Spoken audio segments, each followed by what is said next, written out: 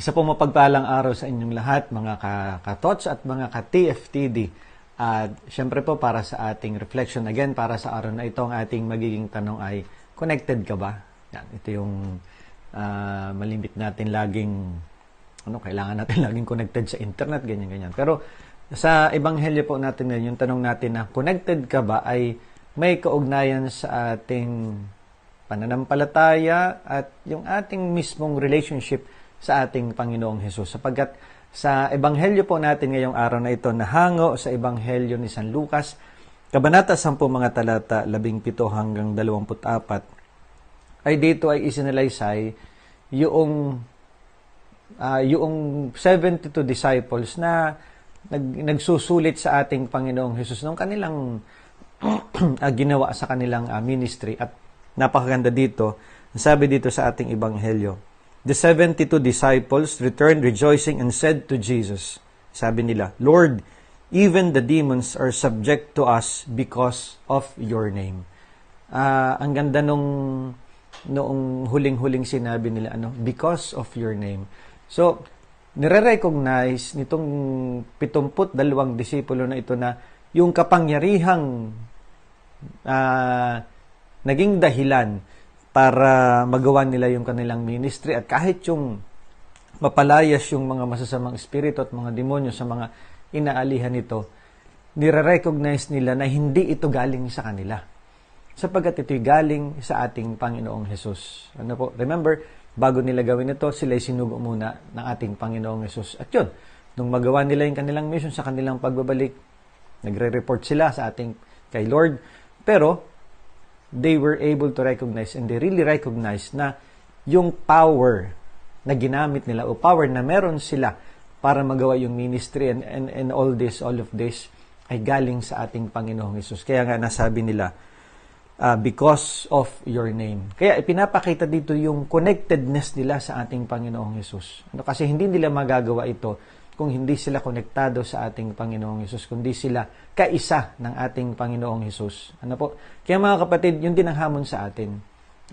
Nothing is impossible kung lagi tayong konektado sa ating Panginoong Hesus. Remember po in the Gospel of John, ano yung sabi doon? Ako ang puno ng ubas, kayo ang mga sanga.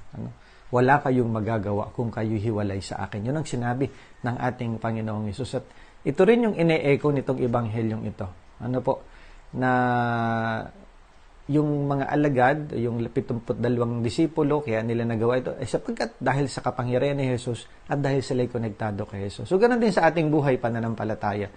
May we always be in connection sa ating Panginoong Jesus, sapagkat totoo ang kanyang sinabi, kung siya ang puno ng ubos at tayo mga sanga, ay wala tayo magagawa kung tayo'y hiwalay sa Kanya. Nothing is impossible kung tayo ay kaugnay palagi ng ating Panginoong Hesus. Saan namang pagkakataon saan namang karanasan ng buhay, saan namang estado ng buhay, saan namang katatayuan ng buhay, sana'y lagi tayong konektado sa ating Panginoong Hesus upang sa gayon, yung mga bagay na parang imposible sa ating pagtasa sa tulong ng ating Panginoong Hesus, ay ito'y magagawa ng solusyon, magagawa ng paraan. At ano man yung hirap o pagsubok na ating nararanasan, kung tayo mananatiling konektado at kaugnay ng ating Panginoong Hesus, mga kapatid, sigurado malalampasan natin ito. Kaya nga, napakaganda ngayong araw na ito.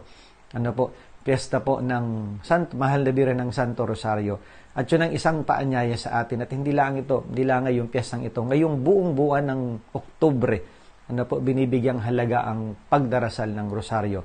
At sa pagdarasal ng Rosaryo, bagamat ito'y pag-aalay natin sa ating mahal na ina, tandaan po natin, kapag dinadasal natin ang banal na Santo Rosario, ang pinagnilalayan at ang pinaglilimi-limian natin ay ang mismong buhay ng ating Panginoong Hesus. Kaya, kung tayo nagdadasal palagi ng Santo Rosario, isang pagpapanatili ng ugnayan natin sa ating Panginoong Hesus, pagpapanatili ng ating pagiging connected sa ating Panginoong Hesus. So mga kapatid, muli yung tanong, connected ka ba?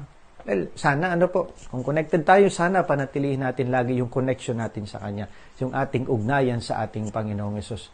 At kung sa palagay natin ay hindi pa, parang kulang pa, bigyan natin ng pansin sa ating buhay ito sapagkat doon nga, katulad ng sinabi sa Ebanghelyo ni San Juan, wala tayong magagawa kung tayo hiwalay sa ating Panginoong Hesus. Kaya sana, lagi tayong connected sa Kanya upang sa gayon. Sabi ko nga kanina, anuman yung imposible sa ating pagtingin sa paningin natin bilang tao, mga kapatid, sa paningin ng ating pananampalataya at sa paningin ng ating Panginoong Hesus, lahat ng ito ay may solusyon, lahat ng ito ay may magagawa ng paraan, at lahat ng ito ay posible sa ating buhay. Iyon ay kung tayo mananatiling konektado at kaugnay palagi ng ating Panginoong Hesus. Okay po?